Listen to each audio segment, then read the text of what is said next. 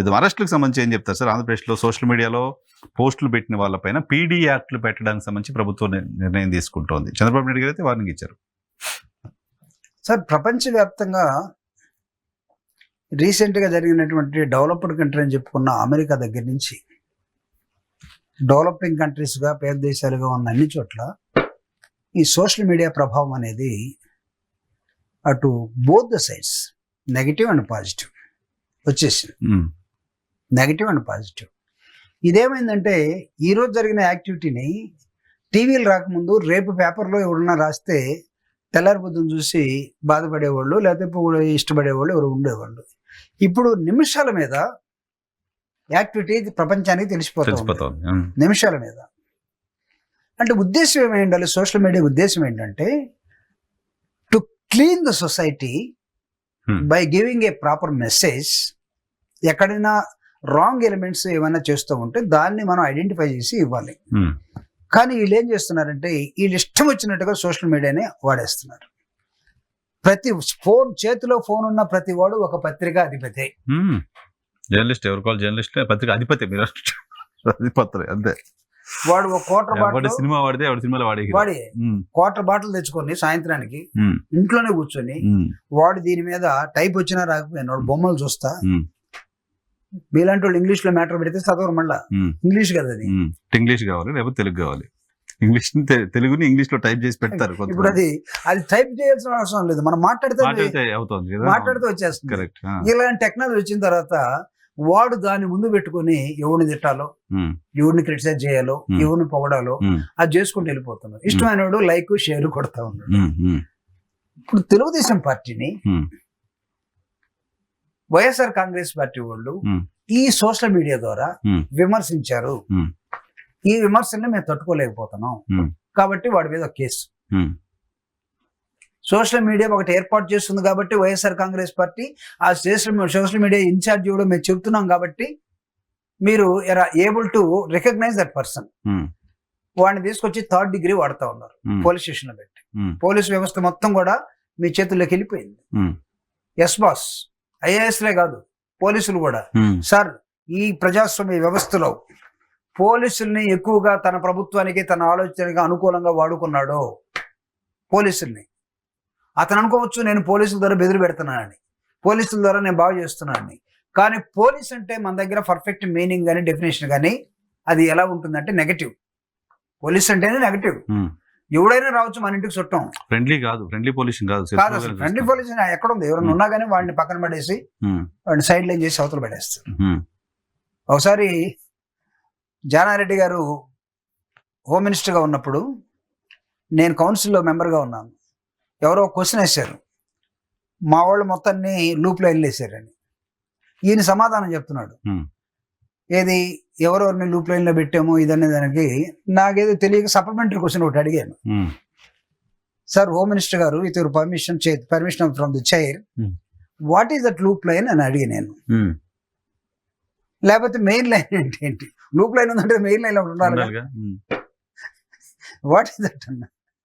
ఆయన చాలా జోవియల్గానే కౌన్సిల్లో బీయింగ్ ఏ హోమ్ మినిస్టర్ ఆయన ఏం సమాధానం చెప్పాడు చెప్పిన? పోలీసుల్ని పోస్టింగ్లు అక్కడక్కడ ఇచ్చేటప్పుడు ఎవరు అడిగింది? ఎవరు? జూపుడి గారా? తెలివైనడే. ఏం లేదా, లూప్ లైన్ అంటే రావు, ఓడ్ లేకుండా. మెయిన్ లైన్ అంటే వేసుకొని వెళ్ళిపోవటమే. సభలో చెప్పాడు ఆయన. సభలోనే ఇంకా ఆయన మాటలతో చెప్పాడు. నేను కొద్దిగా మీ బాడీ లాంగ్వేజ్ తోటి చెప్తున్నా. అంటే ఆ విధంగా తయారైనట్టు పోలీస్ వ్యవస్థ. డబ్బులు రాని పోస్టింగ్ ఇవ్వడం పనిష్మెంట్ గా చూస్తున్నారా? ఇంకా ఆయన డబ్బులు రాని అంటే సంతోషం, ఆయన వేరే భాష వాడి.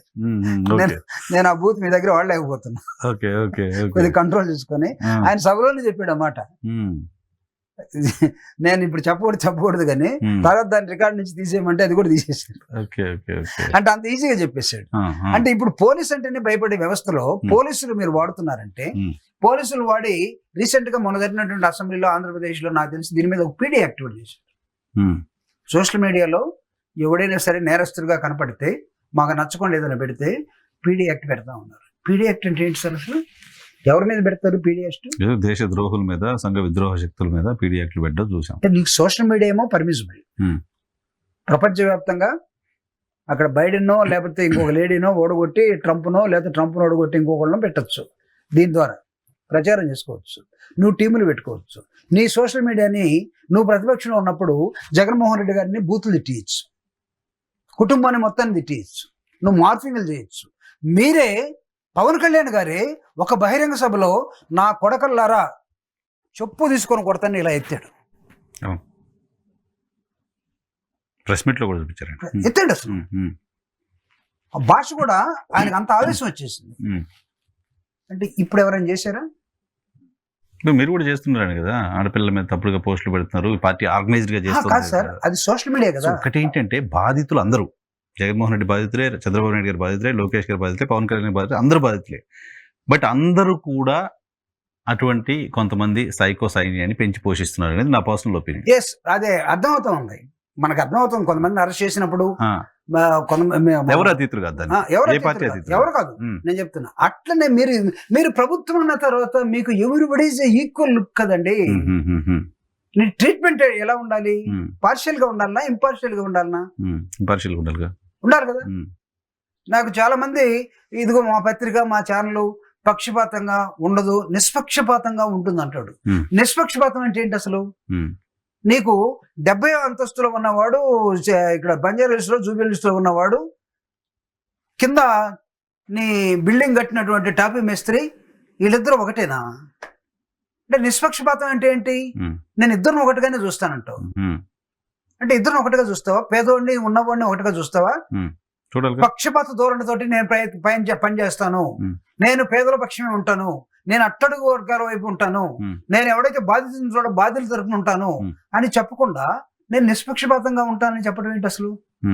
ఏంటి సార్ ఈ భాష? నిష్పక్షపాతం అంటే ఏంటి అసలు ఇక్కడ? అంటే తప్పు చేసి హిట్టింగ్ యువర్ మైండ్. నేను చెప్పిన తర్వాత మీ హృదయంలో గుచ్చుకోవట్లేదు ఇది? అంటే పేదల కోసం పనిచేసేవాడు ఒకడు కమ్యూనిస్ట్ అని అంటాం మనం, వాడినేనో దోచుకునేవాడిని ఇద్దరిని నిష్పక్షపాతంగా నేను కొలుస్తానంటే వీలవుతుందా? Why don't you give a special treatment?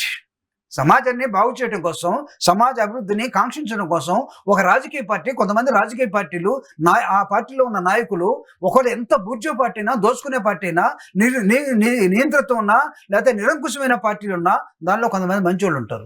మంచి చేస్తున్న వాళ్ళు ఓకే సార్, సోషల్ మీడియాని ప్రాపర్ గా వాడుకున్న ఓకే, కానీ సోషల్ మీడియాలో బూతులు తిడుతున్న వాళ్ళని సోషల్ మీడియాకి నువ్వు ఒక డైరెక్షన్ లేకుండా నువ్వు నడుపుతున్న వాళ్ళని యాక్షన్ తీసుకోవాల్సిందే కదా. దానికి అసలు నేను కాదని అనట్లేదు. అయితే ఆ ప్రాసెస్ లో పక్షపూర్తిగా ఉండడం అనేది సరే, దాన్ని అబ్జెక్షన్ చేద్దాం. ఆ ప్రాసెస్ లో మీరు 6 నెలల ముందు మీరే కదా చెప్పులు చూపించింది, బూతులు తిట్టింది మీరే కదా. 6 నెలల తర్వాత మీరు అధికారంలోకి వచ్చేసరికి యువతలోడు మాత్రమే ఎలా దొంగలా కనపడుతున్నాడు మీకు. అప్పుడు మీరు వాళ్ళ మీద నేర్పిన విద్య కదా అప్పుడు మీరు వాళ్ళ మీద మాత్రమే పెట్టారు కదా. మీ పార్టీ వాళ్ళ మీద ఎవరి మీద కేసులు పెట్టారు? మీ పార్టీ వాళ్ళు కూడా మాట్లాడారు కదా, అప్పుడు మీరు కేసులు పెట్టలేదు కదా సార్. అదే నేను చెప్పేది. మొన్న ఏదో మీరు ఉన్నారు, వాళ్ళ మీద పెట్టారు, వాళ్ళు ఉన్నారు, మీ మీద పెడుతున్నారు. అది దీన్ని పక్షపాతం, దీన్ని ఏమంటాం మనం? మీరు కరెక్ట్ కాదు, వాళ్ళు కరెక్ట్ కాదు కదా. ఎస్, నేను అగ్రి కదా. ఒకవేళ ఇంతెందుకు మొన్న ఎవడో ఒకటి తమ్ముడైన పెట్టి ఈ 6 వల్లే మీ పార్టీ ఓడిపోయింది అన్నాడు. ఎవరు? బూతుల మాస్టర్స్ అట. దాన్ని కాదని కదా, మంచోళ్ళు అయి ఉండొచ్చు. నీ నోరు తెరిస్తే ఎందుకు ముసి నదిలాగా అంత కంపు ఎందుకు వస్తుంది? ఆ కంపు మీకు రాలేదు కదా అప్పుడు, మీకు ఇప్పుడు కంపు అనిపిస్తుంది కానీ అప్పుడు రాలేదు కదా. అది మా పార్టీ చేసిన తప్పు అంటున్నాను నేను. I'm admitting if my party also do the same thing, it's a nonsense thing. కానీ మాకన్నా మీరు గొప్పవాడు కదా ఇప్పుడు అధికారంలోకి వచ్చిన వాళ్ళు. మాకన్నా మీరు తక్కువ దోచుకునేవాళ్ళు కదా, మేము మొత్తం దోచుకునేవాళ్ళం. అయితే అసలు మీకు దోపిడీ చేత కాదు కదా. మీరు అసలు అక్కడి నుంచి ఊడిపడి వచ్చి ఈ రాష్ట్రాన్ని పరిపాలించడం కోసం ఒక కూటమిగా ఏర్పడి వచ్చిన వాళ్ళు కదా. మీరు కూడా మాలాగానే బిహేవ్ చేస్తే what is the difference? So మీలాగా ఉండదు, మంచోళ్ళలాగా ఉండమంటారు. ఒకవేళ అనుకుందాం మీరు మంచోళ్ళు కాదు అని చెప్తున్నారు.